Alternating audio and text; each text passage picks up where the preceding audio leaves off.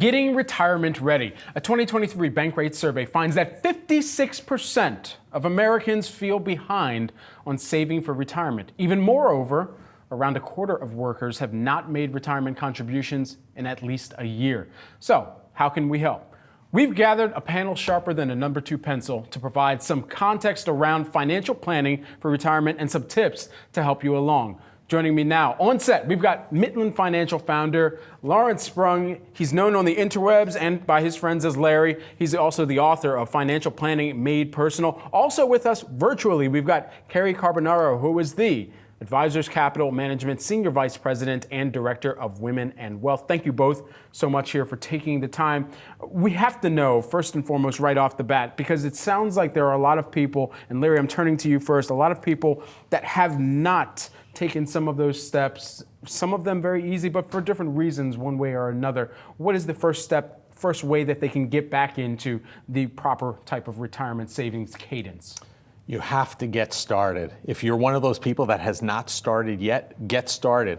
Do research on the internet if it's something that you feel comfortable doing on your own. And if not, contact an advisor, even a fee only hourly, just to get some advice and guidance so you can figure out what you need to do to get on track for yourself and your family. Carrie, I want to bring you into this as well. I mean, when clients come to you, what's the first question that they're asking about where they can set up that retirement planning?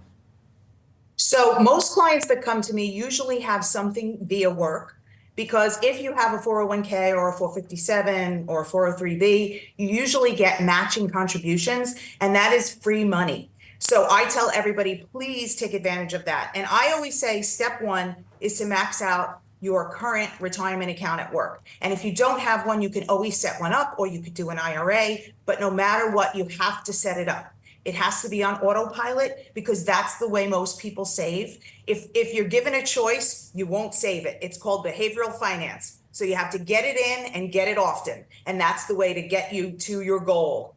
Certainly. Now, Larry, it was interesting. I was reading one of the recent blog posts that you had at Midland Financial talking about the benefit of the power and benefiting from the power of tax loss harvesting. First and foremost, just explain that to us. Yeah, so tax loss harvesting is taking a look at investments that you may have losses in and taking those losses and using them to offset gains. Because at the end of the day, it's all about how much money you're able to keep, not after selling the investment, but after you pay the tax man.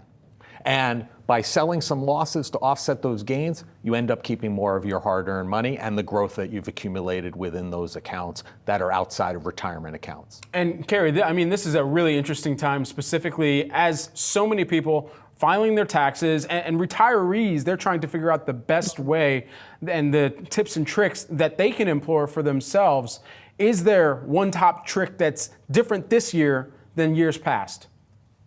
Well, my favorite tip and trick for my retirees is what's called a QCD, which is a qualified charitable distribution. So if you are forced to take your required minimum distribution and you don't need it, and you are already gifting to charity, and especially if you're not itemizing, because a lot of seniors are not itemizing anymore, you can have that required minimum distribution go directly to the charity. Then the charity wins, you win because you don't have to pay taxes on it. And really, everybody wins, but the tax man. Yeah, everybody's looking to score a W against Uncle Sam. So, at the end of the day here, Carrie, as well, you look out into the future and you think about the number of people that are also going to be bringing in, whether it's millennials and how they're planning for retirement and starting to figure out, okay, where we need to set up for our kids and where we need to make sure that even in this entire equation, we have enough for ourselves as well as making those around us. What is the biggest shift that you're sensing over this past perhaps year or a few, where millennials are coming into some of those peak earnings years, but also thinking forward to what retirement looks like as well?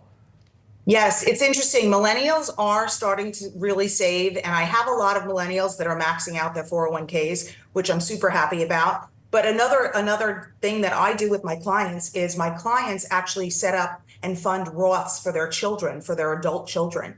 And that's been super helpful, because every year, sometimes they don't even tell the children, but they set up the Roths. And it's a great way to build tax-free income for your children over time. And I'm talking adult children as well. Certainly. I mean, Larry, when we think about early retirement, I mean, is there a common misconception that pops into your mind about early retirement, and how can people avoid those pitfalls? Yeah, I think one of the misperceptions is that it can't be done. People have this conceptual idea that they have to work till 62 or 65, some retirement age that's kind of been created for us.